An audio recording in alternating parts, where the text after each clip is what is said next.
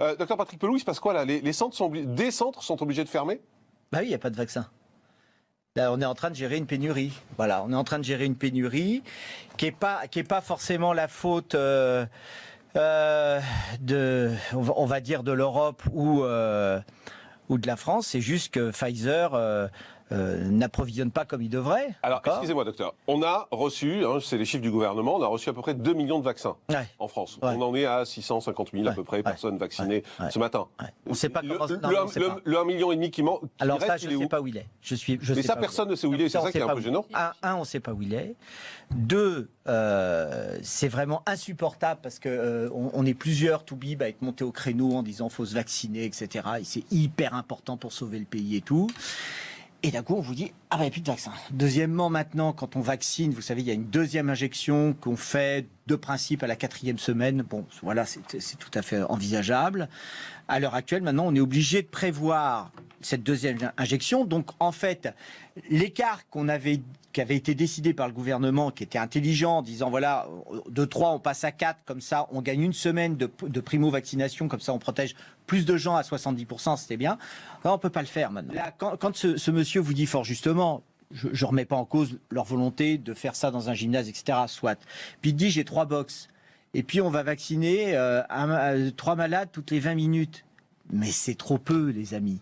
Il faut aller beaucoup plus vite. Il faut ouvrir ce qu'a fait l'Angleterre, H24, tous les jours de la semaine. C'est pour ça que moi, je l'ai dit au Premier ministre, il fallait mettre des gens qui ont l'habitude de la gestion de masse, de la vaccination de masse, qui a le plus d'expérience sur la vaccination de masse, sinon les médecins généraux militaires. Voilà. C'est eux qu'il fallait mettre. Il fallait mettre ça et dynamiser un truc. Bah ouais. Je n'ai rien contre le professeur Fischer. Il est très très bien avec ses microscopes, ses éprouvettes, etc. J'ai rien contre. Je suis tout maximum respect. Il n'y a pas de problème. Mais ce qu'on lui demande de faire, il ne sait pas, d'accord? Et donc ça, si vous voulez, moi, ce qui me met hors de moi, c'est que là, je participe au centre de vaccination de l'Hôtel-Dieu, qui est super organisé et tout. Les gens, je vous assure, les gens veulent se faire vacciner. Si on ne débloque pas cette histoire d'approvisionnement, nous allons avoir des émeutes et des bagarres, ce qu'on a failli avoir l'autre jour devant l'Hôtel-Dieu, d'accord? Parce que les gens veulent se vacciner, ils savent que c'est ce qui va leur sauver la peau. Vous comprenez l'enjeu? Écoutez, je vais même vous dire, moi, à mon sens, il faut que Macron, quand il va féliciter Joe Biden, il prend son téléphone et puis il lui dit, écoutez, on débloque la vaccination et le vaccin de Pfizer, on le délocalise. Cette idée-là, ce matin, j'en ai parlé avec un pote qui me dit, oui, non, mais le problème qu'il y a, c'est que la France est prête à conditionner le vaccin de Pfizer, mais là, il va falloir 2 mois de procédure technocratique pour convertir des usines qui peuvent le faire demain. C'est juste tous ces principes de précaution, etc. Il y a un moment donné, il faut que d'un coup l'intérêt général prime, parce que ces usines fonctionnent, il n'y a pas à les remettre en cause, d'accord? Ça s'appelle les réquisitions, d'accord? C'est signé par le préfet et on gagne du temps.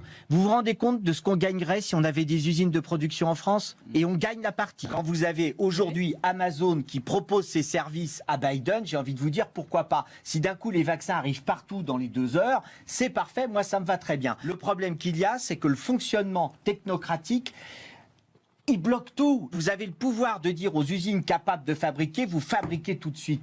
Elles sont aux normes, vous le savez comme moi. On ne va pas attendre 2 mois, Madame la députée. On ne va pas attendre 2 mois que des types déposent des tampons sur des documents pour avoir des vaccins et vacciner le peuple. Vous devez bouger. Vous avez sans doute entendu Madame Agnès Pannier-Runacher qui a expliqué, je ne suis pas tout à fait d'accord avec vous, notre ministre de l'Industrie, c'est ça justement qui essaye de négocier avec un certain nombre de laboratoires français pour qu'ils puissent accepter de faire sur notre territoire la dernière phase de mise en place. Je ne la connais pas. Elle est très... Mais il faut qu'elle réquisitionne.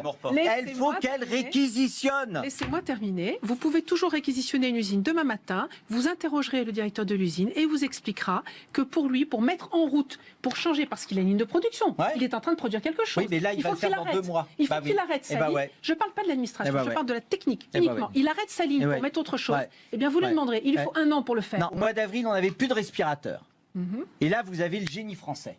D'accord, vous le savez comme moi. D'un coup, vous avez la réunion des ingénieurs de chez Peugeot, de chez Renault et de chez Philips qui se sont réunis, d'Air Liquide, surtout Air Liquide, et qui ont dit on fait des respirateurs. Et ils ont fait des respirateurs en 3 jours. Me faites pas croire que vous n'avez pas des patrons de chaînes de production pharmaceutique en France qui sont pas capables de vous dire hey, vous me donnez ce vaccin, dans 10 jours j'en sors. De garde cette nuit, on a à nouveau sur Paris 20% des appels qui sont du Covid. D'accord ? On n'en avait quasiment plus la semaine dernière. Donc ça remonte, c'est ce que vous êtes en train de dire. C'est très inquiétant. On est dans une figure où en fait le virus mutant est en train de monter en puissance. C'est même plus de savoir quand, s'il va y avoir un confinement, c'est savoir quand. Voilà, c'est ça.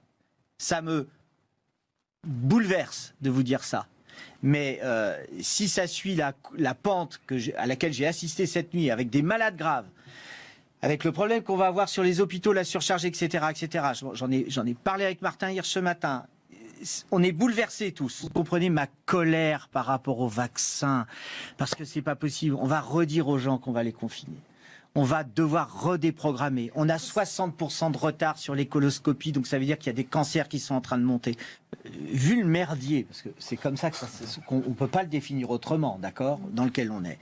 Là, on a quand même une opportunité politique. Même là, c'est le changement de l'autre fou par Biden. Le truc, c'est que peut-être ça vaut le coup quand même, soit la démarche par l'Europe, soit, à mon avis, par le président de la République, Emmanuel Macron, parce qu'on a quand même des liens qui vont renaître, du lien avec les États-Unis.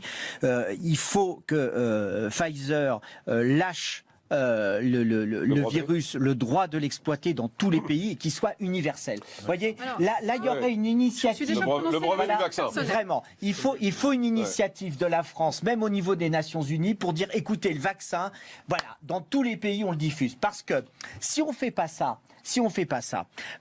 mais il y a d'autres vaccins qui vont arriver normalement. Oui, en fait, ça devrait renforcer nos stocks de vaccins, a priori. Mais tu vois, le problème qu'on a, c'est que là, on n'a pas le temps. Parce que moi, ce que je vois, c'est que l'épidémie repart. C'est à ce point-là ? Mais oui, c'est à ce point-là. Mais oui, le problème, c'est on est en train de remonter. Non, mais le docteur Pelou a raison. Chaque jour, les projections. Je te jure, c'est chaque heure, mais bien sûr. Et puis d'autre part, il faut que les gars, il faut qu'ils gardent le masque, le gel hydroalcoolique, la distanciation. On demande des contraintes au peuple comme jamais. Pour reprendre ce que vous disiez, on aurait dit il y a 1 an et demi au peuple, attendez, vous avez porté des masques, machin. Bon, vous avez vu comment on a un peuple qui est obéissant, vaillant et courageux. Mais on peut pas les désespérer. C'est évident qu'il va falloir reconfiner, mais il faut leur donner de l'espoir. Le seul espoir que tout le monde a compris, c'est le vaccin. Et contrairement à ce que disaient des sondages, les Françaises et Français veulent se faire vacciner. Et en effet, comme vous disiez là, il y a des tas de professionnels qui peuvent pas se faire vacciner, ce qui est très grave. Les ambulanciers, nous on a une sélection des personnels, alors que par exemple...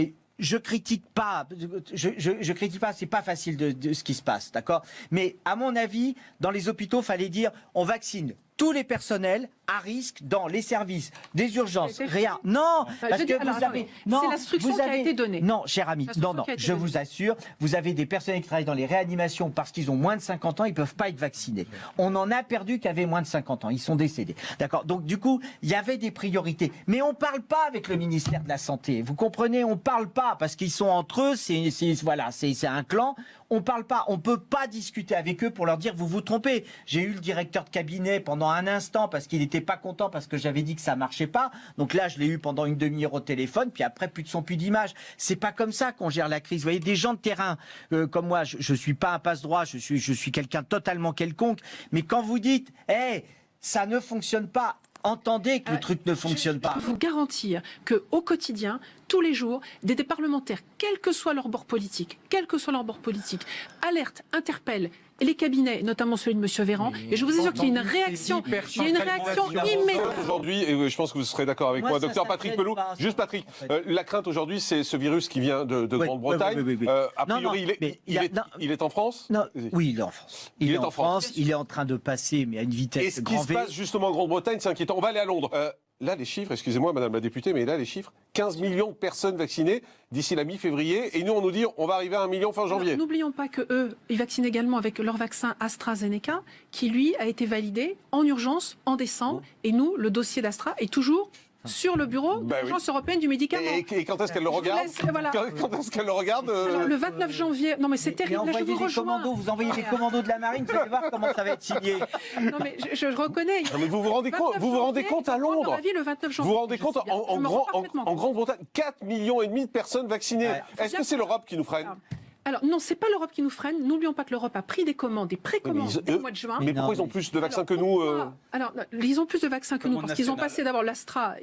C'est un vaccin britannique, c'est un laboratoire britannique. Hein. Pourquoi on n'a pas de vaccin français, nous? Mais pourquoi on n'a pas de vaccin français? Ils n'ont pas trouvé en même temps. C'est une vraie question. Non, le vaccin, si vous voulez venir à Sanofi, Sanofi a choisi une technologie qu'il maîtrise bien. Avec la suppression de 400 postes de chercheurs. Au départ, beaucoup plus de temps de développement que les autres. Juste, attendez, mélangeons pas tout. Restons sur un sujet. La question que je pose, c'est comment eux, ils peuvent être à 4,5 millions de personnes vaccinées, 15 millions mi-février, et nous, on va faire la fête et on va appeler Katy Perry quand on va avoir 1 million, quoi. C'est clairement l'AstraZeneca qu'ils ont en plus, ils n'ont pas seulement le Pfizer. Mais le pourquoi Pfizer avait dès le départ. Mais pourquoi on ne l'a pas? Parce que l'Agence européenne du médicament ne l'a pas validé. Et pourquoi? Ça sera le 29 janvier. Pourquoi? Ah, ça, il faut le leur demander. Parce que tu as un gars qui est dans un bureau, qui boit du café en nous regardant, en se disant ils ont raison, et puis il a un dossier à mettre un tampon, il veut pas le mettre. Donc il y a un moment... C'est un petit peu plus compliqué que ça, parce que l'Agence européenne a demandé des données complémentaires, y compris la FDA. Et la FDA américaine ne l'a pas validé non plus. Elle a également demandé les mêmes informations complémentaires que l'Agence européenne du médicament. Excusez-moi, on est un peu à la rue quand même. Quand on voit ce qui se fait en Grande-Bretagne, on est à la rue. J'aimerais bien, à titre personnel, oui, que ça aille un petit peu plus vite au niveau de l'Agence européenne du médicament. Merci. Voilà, là on est d'accord. Donc l'Europe est un frein. Je ne dis pas que l'Europe est un frein. Je dis que dans le cas présent, l'Agence européenne du médicament est une agence indépendante. Mais en revanche, je ne connais pas ces procédures. Je ne sais pas vous dire pourquoi. En tout cas, je suis rassurée néanmoins de savoir que les données qu'ils avaient ne leur suffisaient pas et que par précaution, par prudence, ils ont demandé des données complémentaires. Ça prouve que le travail est fait sérieusement et qu'on sera correctement vacciné. Ça, c'est important. Donc on est plus sérieux que les Britanniques. Eux, c'est des clowns. Ils ont tout signé comme ça. Je n'ai pas dit que c'était des clowns. J'ai dit qu'ils ont mis en route une procédure d'urgence. Et pourquoi on l'a pas fait, nous? Il faut qu'on le fasse. Faut leur demander. Patrick et Julien Audoul après. Non mais juste un mot, il y a aussi voilà ce qu'ils ont décidé, ils vaccinent H24 dans tous les lieux. Vous avez votre journaliste là qui vient de dire on vaccine dans les cathédrales, les machins et tout.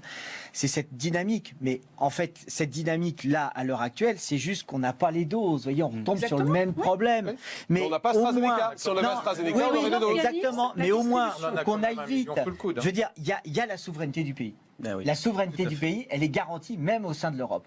Rien n'empêche le président de la République de dire, écoutez, c'est la même chose avec les tests salivaires. Tout le monde utilise les tests salivaires, nous on a l'HAS qui a dit, ah ben non, on va pas les faire. Bilan, c'est un échec là encore. Donc d'un coup, il y a un moment, il y a une technostructure, moi je vous le dis comme je le pense, il faut que le politique reprenne la main. Je crois même, si vous voulez mon avis, hein, je crois même que au niveau, vous voyez, tous les conseils que vous avez créés, il faut faire balle neuve. D'accord? Ils sont fatigués. Ils sont là depuis le mois de mars. Ils sont épuisés. Ils sont nombreux aussi. Hein. Il y en a beaucoup des conseils. Hein. Oui, non, mais justement, on fait un peu le ménage. Voilà. Et on fait balle neuve. Parce que l'objectif là, il y a un objectif. Je reprends ce qu'a dit le président de la République en disant la vaccination, c'est comme une promenade de famille. Ça va pas du tout. Hein. Il a dit ça il y a 3 semaines quand même. Et en fait, on est toujours au rythme de la promenade de famille. Et c'est pas Israël les a eus et en a eu beaucoup plus que nous. Il a payé 3 fois. Et alors, ça coûte combien la réanimation? Ça coûte combien les malades? Ça coûte combien les hôpitaux? On n'aurait pas eu ni la quantité ni le prix. Mais pourquoi Israël l'a eu? Attendez, excusez-moi, juste un instant. 9 millions d'habitants. C'est pas 300 comme Et ils en ont combien de vaccins? Ils en sont combien de vaccinés? Mais eux, ils vont vacciner. Ils en sont à 5 ou 6 millions. Ils n'ont pas besoin de la même quantité de doses. Ils en sont à 5 ou 6 millions aujourd'hui. Mais attendez, Pfizer, dès le début, avait décidé que Israël serait son laboratoire. Et ça donc c'est pour ça. Si vous voulez qu'on parle d'Israël, Israël a vacciné 25% de sa population. Nous sommes à 0,5%. On n'a pas la même quantité de population non plus, ça c'est vrai. D'accord, mais à un moment donné, il faut dire les choses. Parlons en millions, et en millions, ils sont devant nous de toute façon. Il faut quand même s'interroger sur un fait. Nous sommes la seule puissance du Conseil de sécurité qui n'a pas de vaccin national. Castex a dit il va falloir réindustrialiser la France. Moi, je pense que c'est vraiment un objectif avec vraiment des industries qu'il faut remettre. Vous avez raison, l'industrie du médicament, la production de matériel pour notre indépendance sur les hôpitaux, les trucs de sécurité, etc. Donc, alors c'est passionnant pour vous trois, parce que c'est vraiment de la politique. C'est de se dire comment on reconstruit finalement le pays. Mais là, le problème, je voulais parce que c'est hyper important. Là, le problème qui vous aura pas échappé, c'est que le virus, il a muté. Ce qui veut dire que le schéma qu'on avait tous en se disant il va faire un tour, d'accord, il va faire une année, il va s'en aller, ça va aller. Non, il a muté. Donc faites attention à ce que ça soit pas un virus qui reste pendant des années. Vous imaginez qu'on va rester, la France va rester comme ça pendant des années? C'est impossible. Très largement accessible à l'ensemble de la population. Le problème, c'est que le vaccin, a priori, le vaccin, il ne passe pas sur les mutations brésiliennes et d'Afrique du Sud. Donc ça veut dire, c'est pas confirmé. C'est pas confirmé, mais c'est une hypothèse. Mais c'est une hypothèse. Ça veut dire, non mais Madame la députée, le problème, ça veut dire qu'il va falloir avoir une indépendance de recherche, de production de vaccins très rapidement.